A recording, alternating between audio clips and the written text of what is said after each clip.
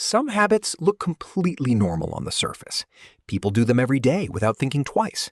They apologize too quickly. They refuse help. They stay busy all the time. They say they're fine, even when they're not. But sometimes, these habits are not random. Sometimes, they are survival strategies. When a child grows up feeling emotionally overlooked, unsupported, or unseen, they often learn ways to adapt. And those adaptations can follow them into adulthood, long after childhood is over. Now, that does not mean every habit in this video proves childhood neglect. People can develop these behaviors for many reasons, but they can sometimes be connected to a past where emotional needs were not fully met. So, in this video, we're going to explore 7 normal habits that can sometimes reveal childhood neglect. Let's get into it. One of the clearest signs is feeling guilty anytime you need something from someone. You may hesitate to ask for help, you may feel bad for taking up time, you may even feel uncomfortable admitting that you're tired, sad, or overwhelmed. For some people, this starts early in life. If a child learns that their needs are ignored, minimized, or treated like a burden, they may grow up believing that needing things is somehow wrong. So as an adult, they become very careful not to ask for too much. On the outside, that can look like being easygoing or independent, but on the inside, it often comes with quiet shame. Being independent is usually seen as a strength, and in many ways it is. But sometimes extreme independence is not just confidence. Sometimes it is a defense. If you grew up feeling like no one was really there for you emotionally, you may have learned to rely only on yourself. You may feel safer doing everything alone because depending on others once felt disappointing or even dangerous. So now you might avoid asking for support even when you need it. You may prefer handling everything yourself. You may even struggle to trust that anyone will show up consistently. That kind of independence can look impressive from the outside, but sometimes it comes from a place of emotional self-protection. Some people apologize for everything. They apologize when they speak. They apologize when they ask a question.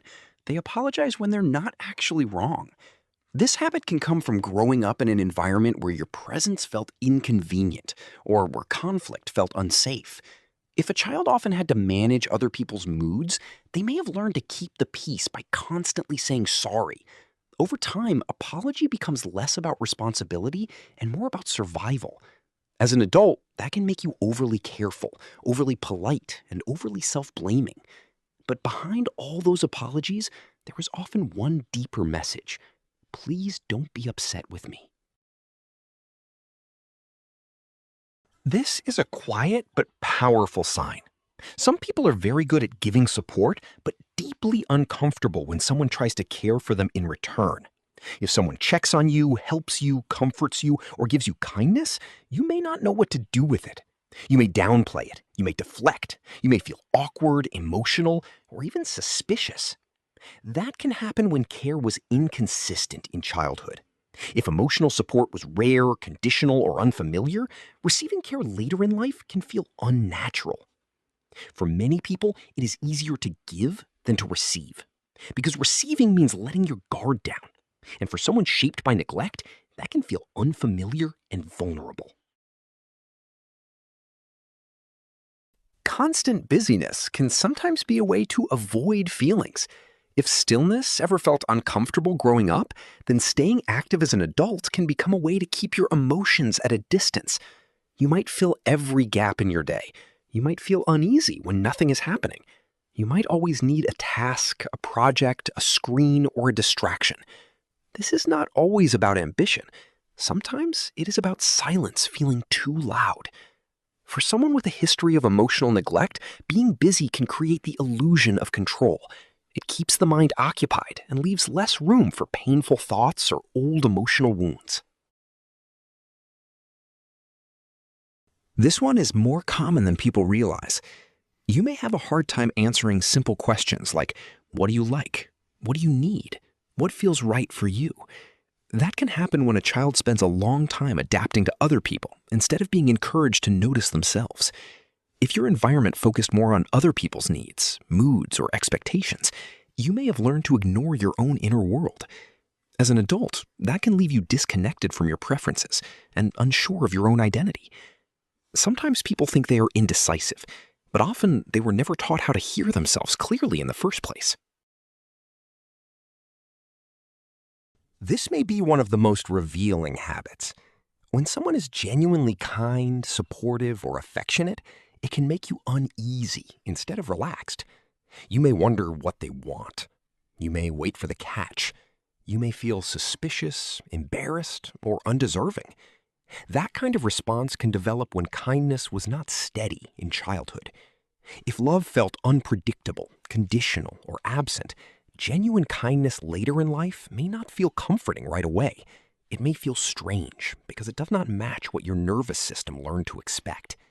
So instead of relaxing into care, you brace for disappointment. And that is often a sign that your early emotional environment did not teach you that care could be safe. Again, these habits do not automatically prove childhood neglect.